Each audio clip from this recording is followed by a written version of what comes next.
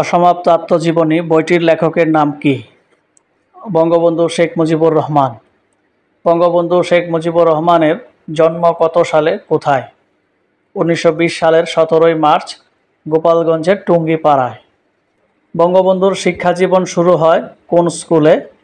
গোপালগঞ্জের গিমাডাঙ্গা প্রাথমিক বিদ্যালয়ে। বঙ্গবন্ধু ম্যাট্রিক পাশ করেন কোন স্কুল থেকে কত সালে? গোপালগঞ্জ মিশনারি স্কুল থেকে 1942 সালে।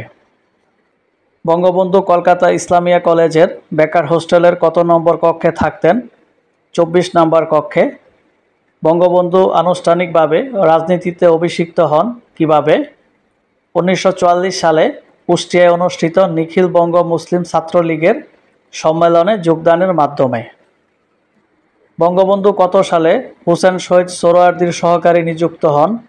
1946 সালে। বঙ্গবন্ধু বিএ পাশ করেন কত সালে, কোন কলেজ থেকে? 1947 সালে কলকাতা ইসলামিয়া কলেজ থেকে। বঙ্গবন্ধু ঢাকা বিশ্ববিদ্যালয়ে কোন বিভাগের ছাত্র ছিলেন? আইন বিভাগের। বঙ্গবন্ধু ঢাকা বিশ্ববিদ্যালয় থেকে কত সালে কেন বহিষ্কৃত হন? 1949 সালে চতুর্থ শ্রেণীর কর্মচারীদের আন্দোলনে সংহতি প্রকাশ করায় তাকে বহিষ্কার করা হয়। বঙ্গবন্ধু জীবনে প্রথম কারাভোগ করেন কত সালে? 1939 সালে। সরকারি নিষেধাজ্ঞা উপেক্ষা করে স্কুল কর্তৃপক্ষের বিরুদ্ধে একটি প্রতিবাদ সভা করার কারণে তাকে কারাভোগ করতে হয়। 1949 সালের 23 জুন পূর্ব পাকিস্তান আওয়ামী মুসলিম লীগ প্রতিষ্ঠা লাভ করলে বঙ্গবন্ধু শেখ মুজিবুর রহমান সেখানে কী পদ পান? যুগ্ম সম্পাদক। 1952 সালের কত তারিখে রাষ্ট্রভাষা বাংলার দাবিতে বঙ্গবন্ধু কারাগারে অনশন শুরু করেন? 14 ফেব্রুয়ারি। যুক্তফ্রন্ট নির্বাচনে বঙ্গবন্ধু কোন আসনে বিজয়ী হন? গোপালগঞ্জ আসনে। বঙ্গবন্ধু কোন মন্ত্রিসভায় সর্বকনিষ্ঠ মন্ত্রী ছিলেন? 1954 সালের যুক্তফ্রন্ট মন্ত্রিসভায়।